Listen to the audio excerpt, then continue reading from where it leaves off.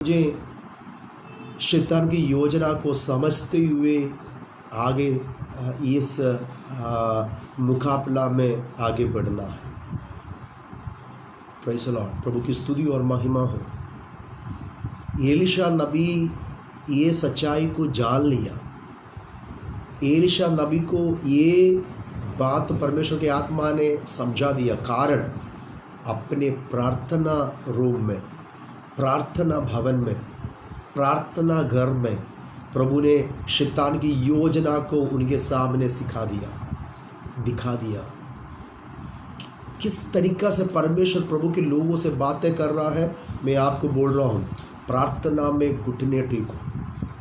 आपके बच्चे के विरुद्ध, आप लोगों के विरुद्ध, के शरीर के विरुद्ध, आपके मन के विरुद्ध, आपकी आत्मा के विरुद्ध, बच्चे के पढ़ाई के विरुद्ध, आपके काम कार्य के विरुद्ध, परिवार की खुशी के विरुद्ध, आनंद के विरुद्ध, कलीसिया के एकता के विरुद्ध, कलीसिया के उन्नति के विरुद्ध, आपके आत्मिक जीवन के खिलाफ आपको आक्रमण करेगा। विविध रीति से, अलग अलग प्रकार से शैतान उसकी हालेलुया हथियार आपके और हमारे विरुद्ध करते हैं। चौकसी रहना जरूरी रहता है। डरने का नहीं, डरने की आत्मा नहीं दिया है, हिम्मत की आत्मा हमको दिया है। उसका सामना करने के आत्मा, आपको एक ही एक काम करना है, वजन की तलवार की इस्तेमाल करना है, वजन में निपुण होना है, प्रार्थना में जागते रहना है। आत्मा में प्रार्थना करने वाला एक व्यक्ति घर में है तो वो घर जीत गया। प्रार्थना करने वाले एक व्यक्ति एक परिवार में है तो वो घर बच गया। घर के लोग आपके साथ बैठो ना बैठो, डिस्टर्ब करो ना करो, लेकिन आपको प्रभु के चरणों में बैठना है, क्योंकि शैतान की ये युक्ति को आपको समझना है। वो प्लानिंग स्पिरिचुअल रिलम में होने वाला आपको मालूम है। आप दृश्य नहीं है, ये बात आपके सामने प्लानिंग नहीं कर रहा है, आपको सुनाकर प्लानिंग नहीं कर रहा है। अरब राजा उनके राज महल के अंदर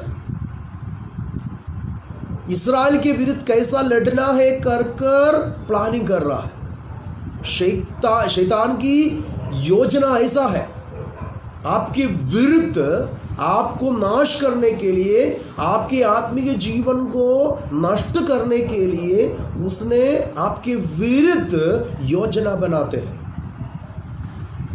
इधर हमारे आत्मिक हथियार क्या है, उसकी योजना को समझने के लिए प्रभु ने हमें दिया वाला हथियार क्या है? प्रार्थना। आत्मा में प्रार्थना करने वाला व्यक्तियों से प्रभु बातें करता है, उनको समझाता है शैतान की योजना। हालेलुया, बोलो यीशु मसीह की। ये दोपहर के समय में मेरे आशीषों, आपको मैं एनकरेज करना चाहता हूं कि आप प्रार्थना में बने रहो। प्रार्थना के द्वारा इसके चाल को हम समझ सकता है। उधर क्या लिखा है मालूम है? उधर 17 पद में क्या लिखा है? 17 पद में क्या लिखा है? तभी एलीशा ने ये प्रार्थना की। अभी एलीशा के विरुद्ध आ रहा है लड़ाई। शत्रु एलीशा के विरुद्ध उसके चारों मोर चावनी कर दिया। एलीशा को कोई डर नहीं है। एलीशा के दाव से डर गया, लेकिन एलीशा को डर नहीं। प्रार्थना करने वाला एक मनुष्य को शैतान कितना भी बड़ा युद्ध की चावनी सेना को भी लेके आए तो वो डरेगा नहीं, कारण उनको मालूम है विजय मेरा है। उधर एक वजन है, उनसे भी बढ़कर उसके उधर बताए वाले एक बात है कि डरना नहीं। यहोवा इसकी आंखें खोल दे कि यह देख सके। तब यहोवा ने सेवक की आंखें खोल दी, और जब वह देख सका तब क्या देखा कि एलीशा के चारों ओर का 16 पद में क्या लिखा है? 16 पद में क्या लिखा है? कहा, मत डर, क्योंकि जो हमारी ओर से है, हमारी ओर से है और है वह उनसे अधिक है। उनसे अधिक है। हालेलुया। हमारे और जो परमेश्वर की सेना है, प्रभु है, उनसे भी कितना भी बड़ा शक्ति आएगा तो भी, सेना आएगा तो भी डरने का कोई ज़रूरत नहीं है। कारण उनसे भी अधिक सामर्थ्य प्रभु ने हमारे अंदर दिया है। उस खुदा हमारे साथ रहता है, वो हमारे लिए ढाल बनकर है। मैंने बोला है ना, परमेश्वर हमारे साथ है तो हमको डरने की कोई ज़रूरत नहीं। प्रार्थना में आखिरी में एक वचन उसमें ऐसा लिखा है 23 बोलकर ये अध्याय को हम समाप्त करेंगे। 23 में क्या लिखा है? तब उसने उनके लिए बड़ा भोज किया और जब वे खा पी चुके तब उसने उन्हें विदा किया और वे अपने स्वामी के पास चले गए। फिर इसके बाद आराम के सेना इस्राएल के देश में फिर नहीं आया। हालेलुया, बोलो यीशु मसीह की। कितने एक अद्भुत की बातों को हमने इधर पढ़ा है कि हमारा हथियार क्या है? आत्मा में प्रार्थना है, आत्मा का तलवार है। ऑफेंसिव वेपन का 2 इस्तेमाल आपको करना है शैतान के सामना करने के लिए।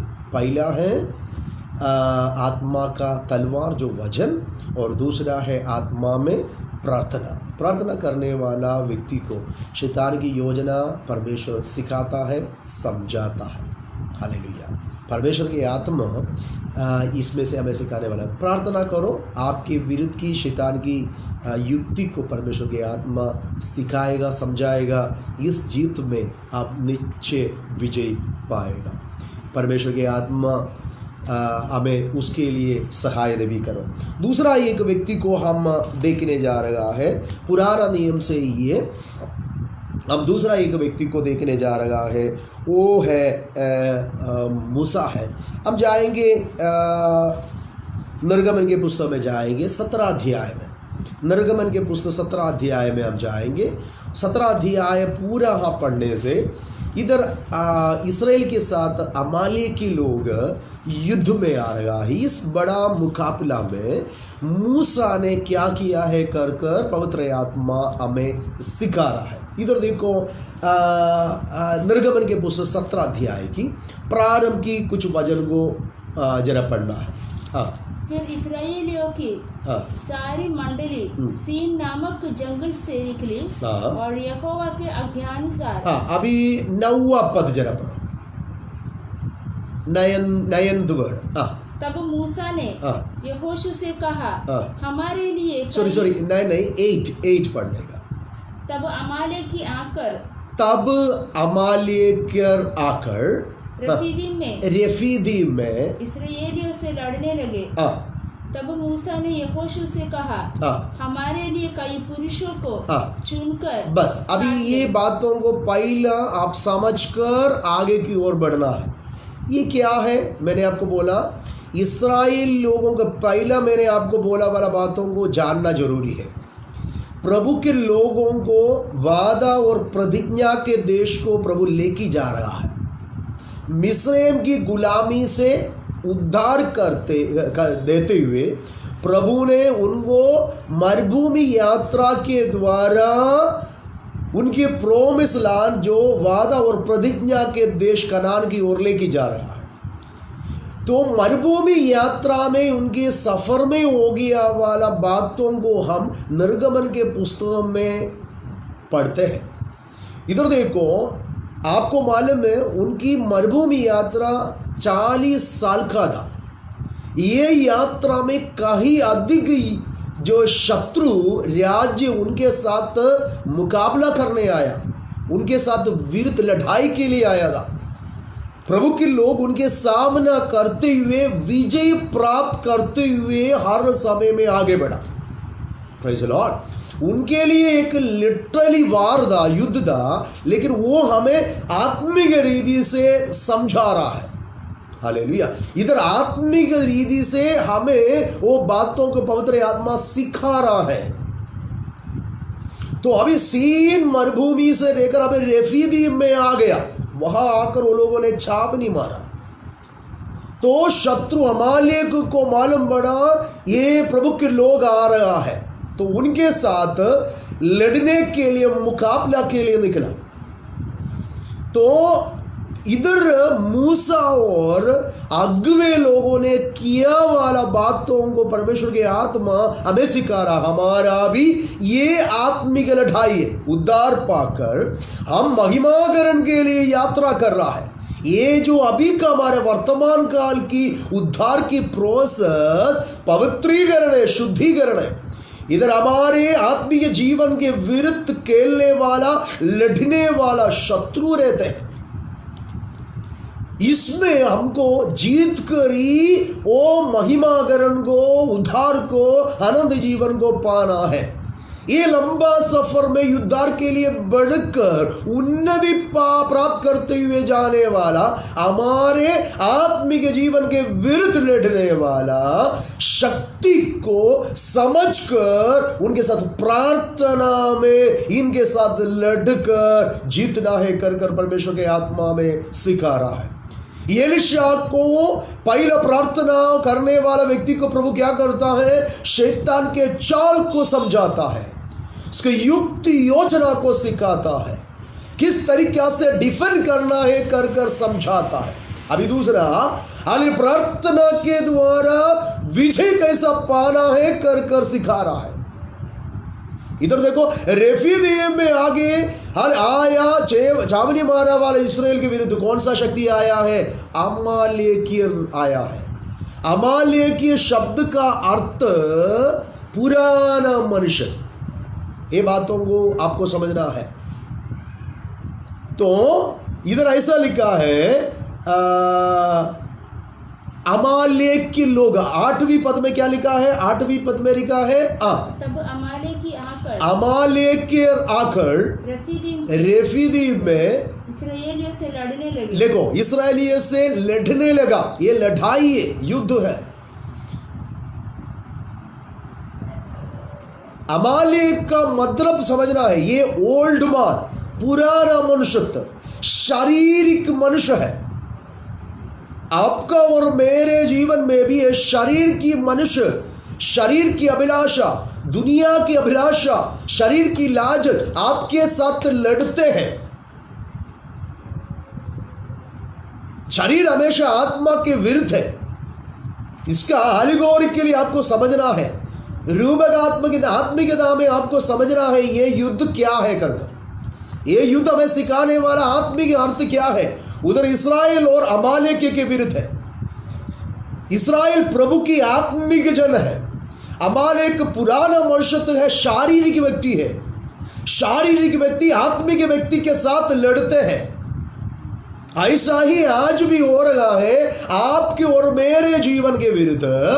हमारे आत्मिक जीवन के विरुद्ध शारीरिक मनुष्य हमेशा लड़ते रहता है। इधर जीतने के लिए एक ही एक मार्ग है, प्रार्थना है। प्रार्थना है। हालेलुया। कलीसिया में भी ऐसा रहते हैं, आत्मिक लोगों के विरुद्ध शारीरिक लोग लड़ते हैं। जो संसार और शारीरिक हर अभिलाषा में रहने वाले लोग कलीसिया में समस्या बनाता है, बरमाने वाले, बिगाड़ने वाला बातों को शारीरिक मनुष्य बनाते हैं। इसको समझना जरूरी है। आत्मिक और शारीरिक लोगों के बीच में क्या हो रहा है करके समझना है। इधर इनके विरुद्ध अमालेक के लोग लड़ाई में आएगा तो एक बात हो गया, मूसा ने क्या किया है कर उधर लिखा है। मूसा ने क्या किया है, उसके नीचे के वजन में जरा पड़ेगा तो परमेश्वर की आत्मा क्या सिखा रहा है, पढ़िए। मूसा की इस आज्ञा के अनुसार यहोशू अमालेकियों से लड़ने लगा। यहोशू अमालेक से क्या करने लगा? लड़ने लगा। और मूसा, हारून और हूर, पहाड़ी की चोटी पर चढ़ गया। जब तक मूसा अपने हाथ उठाए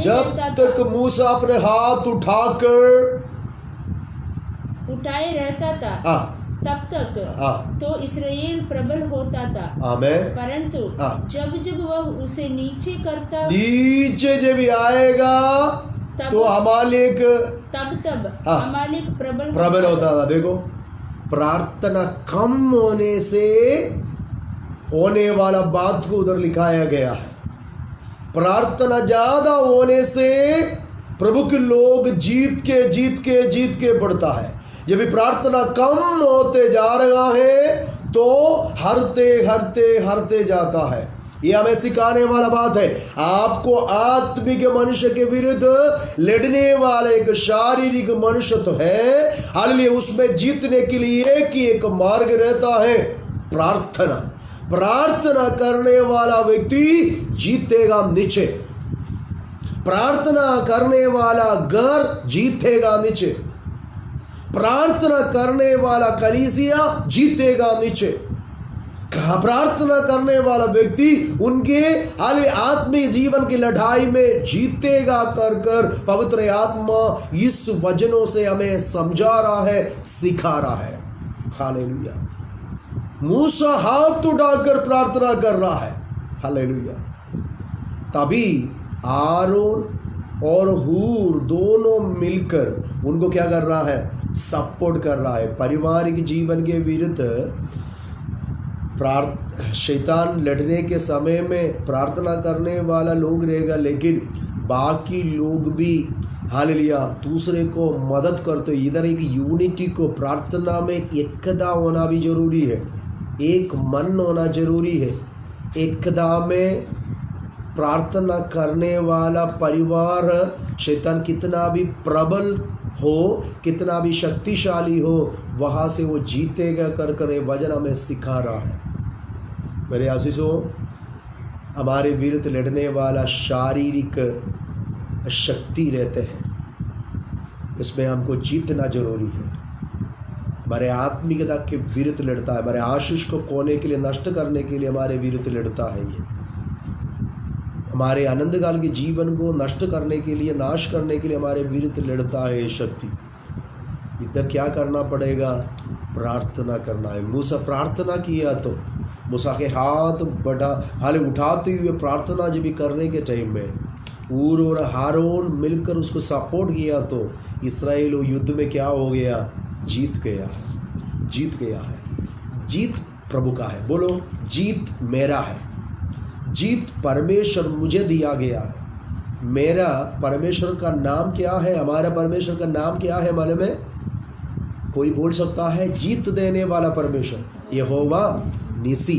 वो देखो नीचे लिखो, नीचे आप जरा 15 पद में जीत गया तो, वो लड़ाई में जीत गया तो 15 पद में क्या लिखा है मालूम है? जरा पढ़िए। तब मूसा ने एक वेदी बनाकर, तब विजय पाने के बाद मूसा ने एक वेदी बनाकर उसका नाम यहोवा निसी रखा और कहा, हालेलुया, विजय देने वाला प्रभु। बोलो यीशु मसीह की जय। हालेलुया, विजय देने वाला प्रभु यहोवा निसी आपके साथ है।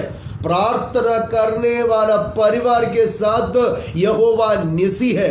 प्रार्थना करने वाला व्यक्ति के साथ यहोवा निसी है।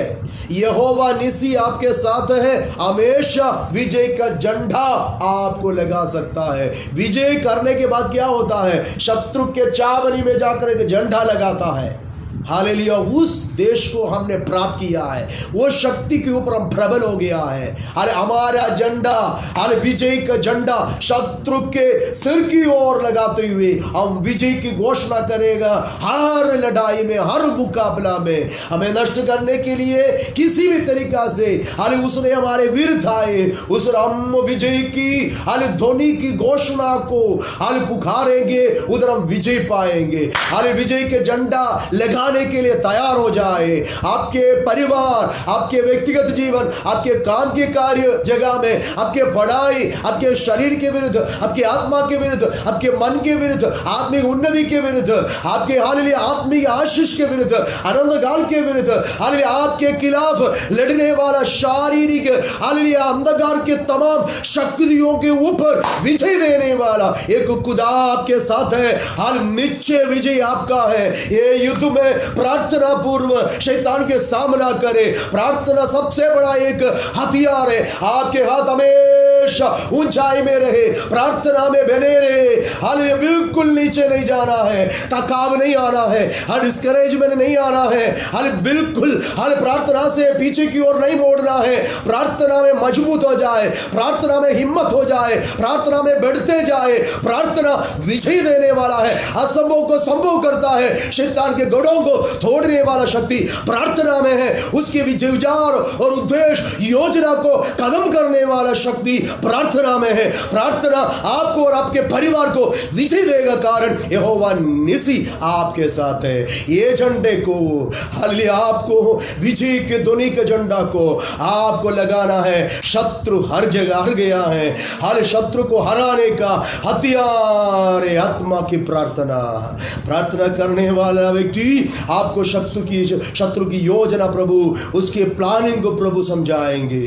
प्रार्थना करने वाला हालेलुया प्रभु के लोग आप निश्चय विजय पाएगा, आप कभी हारेगा नहीं, क्योंकि यहोवा निसी विजय देने वाला प्रभु आपके साथ है। बोलो यीशु मसीह की। कितना लोग इस विषय में आमीन बोलेगा। हालेलुया। मेरे परिवार को हरा नहीं सकता है, मेरे जीवन को हरा नहीं सकता है, मुझे और मेरे बच्चे को तोड़ नहीं सकता है। हालेलुया। मेरे पढ़ाई को रुकावट नहीं कर सकता है, मेरे काम कार्य की रुकावट नहीं कर सकता है। शैतान तुम्हारी योजना हालेलुया जो निकम्मा हो जाएगा, संभव हो जाएगा, हालेलुया नष्ट हो जाएगा। हालेलुया, क्योंकि विजय देने वाला प्रभु मेरे साथ है। यहोवा निसी, बोलो यहोवा निसी, बोलो यहोवा निसी। यहोवा निसी मेरे साथ है, वो मुझे विजय देता है। विजय का झंडा मैं आगे हमेशा ऊंचाई में उठाकर प्रभु की महिमा करूंगा। हालेलुया। जीवन के अंत तक विजय की घोषणा करते हुए यीशु मसीह ने सूली क्रूस पर एक काम को किया गया था, शैतान को पूर्ण से पराजित कर इसको सिर को कुचल कर हालेलुया उसके ऊपर विजय के ध्वनि की घोषणा किया है। आपको मुझे भी विजय की हालेलुया घोषणा करने के लिए, वो विजय देने के लिए प्रभु चाहता है। परमेश्वर की स्तुति और महिमा हो। प्रभु के लोग प्रार्थना पूर्व में, मुझे मालूम है कुछ घर में ऐसा लोग रहते हैं, उनके प्रार्थना के वजह से बड़ा अद्भुत बात उनके जीवन में। शैतान बहुत चालाकी से काम करने के लिए हालेलुया कुछ लोगों को एकदम फंसाने के लिए, कुछ लोगों को एकदम गिराने के लिए, कुछ लोगों को एकदम उसके योजना में युक्ति में फंसाने के लिए शैतान ने बहुत प्लानिंग किया था। लेकिन कुछ लोगों के प्रार्थना और उपवास और आत्मिक जीवन की वजह से प्रभु ने कितने लोगों को विजय दिया है, उसमें से छुड़ाया है। मैं मेरे नज़रों से, मेरे हालेलुया बातों से, सेवकाई से देखा वाला बातों को मैं बोल रहा है। बहुत सारे लोगों को शैतान ने ऐसा प्रभु यीशु मसीह ने पत्रोस को बोला था, जैसा गऊ को हालेलुया हिलाकर उसको हालेलुया शैतान ऐसा खेलने के लिए पूछा था। शैतान ऐसा कुछ लोगों को जीवन के साथ खेलने के लिए हाल पूछा था, लेकिन विश्वास हट जाएगा कर सोचकर प्रभु ने अनुमति नहीं दिया, पिता से विनती किया है। हालेलुया हमारे परमेश्वर हमारे साथ है। मैं आपको बोल रहा हूँ हालेलुया परीक्षा में पढ़ना नहीं, जागते रहो। हालेलुया आखिरी वचन को मैं आपको बताता, आखिरी बातों को बताकर ये प्रचार को मैं समाप्त करना चाहता हूँ, क्लास को मैं समाप्त करना चाहता हूँ। हालेलुया यीशु मसीह की हालेलुया जो गतसमना की प्रार्थना में हालेलुया यीशु मसीह ने 3 चेलों को बुलाया था, याकूब, पत्रोस और यूहन्ना, साथ में प्रार्थना करने के लिए लेके गया था। हालेलुया उनको एक जगह में रखाकर बिठाकर बोला प्रार्थना में जागृत रहो। यीशु और दूर चला गया, एक पत्थर रखकर उसकी उस और प्रभु से सन्निधि में हाले प्रार्थना दुआ करने लगा। दुआ कर पहला दुआ कर वापस लौट कर चेला के पास आया तो देखा चेला लोग आराम से सो रहा है। कुछ ऐसा लोग रहता है, कितना भी बड़ा समस्या हो जाओ वो सोते रहता है, उनको आत्मिक प्रार्थना के कोई मतलब ही नहीं रहता है, उसका इम्पोर्टेंस को मालूम नहीं पड़ता है। दोबारा भी यीशु जाके प्रार्थना किया तो वापस देखे तो चेले लोग सोया है। इनका सीरियसनेस मालूम नहीं। कुछ लोगों को ये आत्मिक लड़ाई का सीरियसनेस मालूम भी नहीं है। ये परीक्षा में ना पढ़ने के लिए जागृत और प्रार्थना करना है कर कुछ लोगों को मालूम नहीं पड़ता है। आज मैं आपको बोल रहा हूँ, be serious in your spirituality. प्रार्थना में जागृत रहे। एक ऐसा वार युद्ध है, आपको जागते रहना है। हारने के समय में हम हाथ पैर को हिलाकर कुछ फायदा नहीं रहते हैं।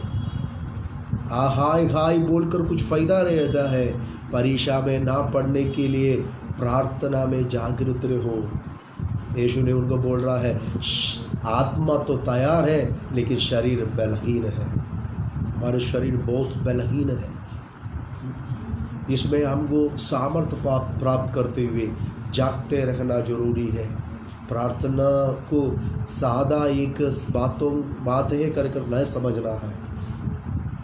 प्रार्थना में धर्म है, शक्ति है, असंभव संभव होता है, अद्भुत की कार्य प्रभु करता है। परिवार के साथ प्रार्थना में बैठो, परिवार के खिलाफ की सारी शक्ति दूर हो जाएगा। जादू टोना मंत्र तंत्र पूजा पाठ आपके विरुद्ध की कोई भी शक्ति आपके घर में, आपके व्यक्तिगत जीवन में प्रवेश नहीं कर सकता है। प्रार्थना आपकी ओर है, प्रार्थना आपके घर में है। शैतान की कोई योजना आपके जीवन में प्रबल नहीं होएगा अगर आप प्रार्थना करने वाला व्यक्ति है। प्रार्थना को रुकावट करने वाला सारे बातों को हाल हटाकर प्रेयर में बैठो, प्रार्थना में बैठिए। परमेश्वर इस वचनों से आपको आशीष करे। कल हम फिर से मिलने तक जय मसीह की। Thank you.